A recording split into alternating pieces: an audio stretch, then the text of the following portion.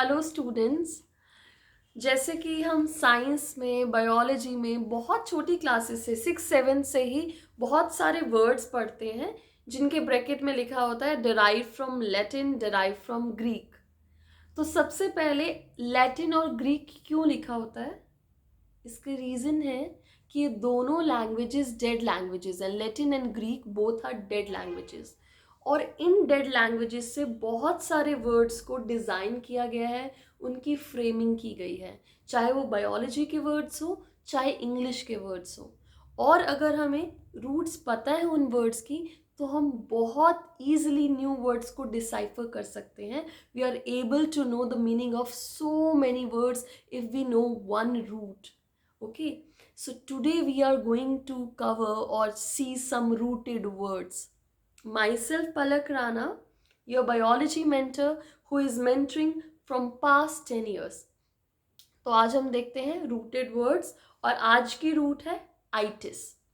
itis as a root अगर suffix में लगी हो तो उसका मीनिंग होता है इन्फ्लामेशन. इन्फ्लामेशन, किसी पार्ट की स्वेलिंग, उसको उसके लिए आइटिस वर्ड यूज होता है. अब मैं आपको एग्जाम्पल्स बताती हूँ. फर्स्ट एग्जाम्पल है आर्थराइटिस. आर्थराइटिस वर्ड्स खुद दो रूटेड वर्ड से बना है.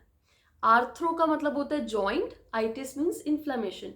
जॉइंट्स की इन्फ्लामेशन को हम बोलते हैं arthritis.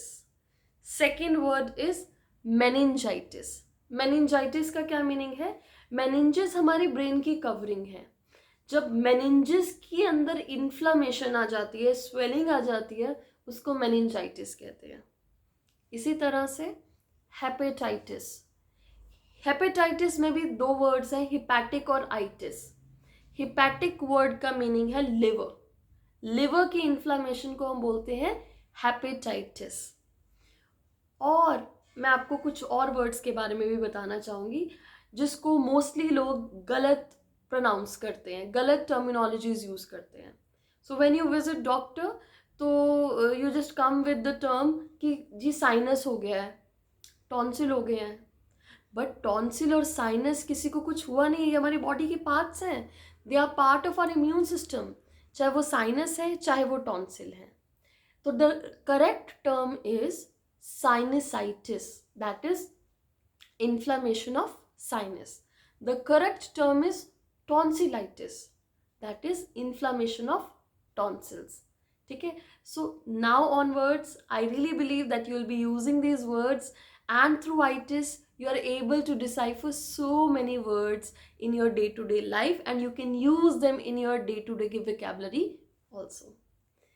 Thank you, and you can register yourself for the upcoming biology courses.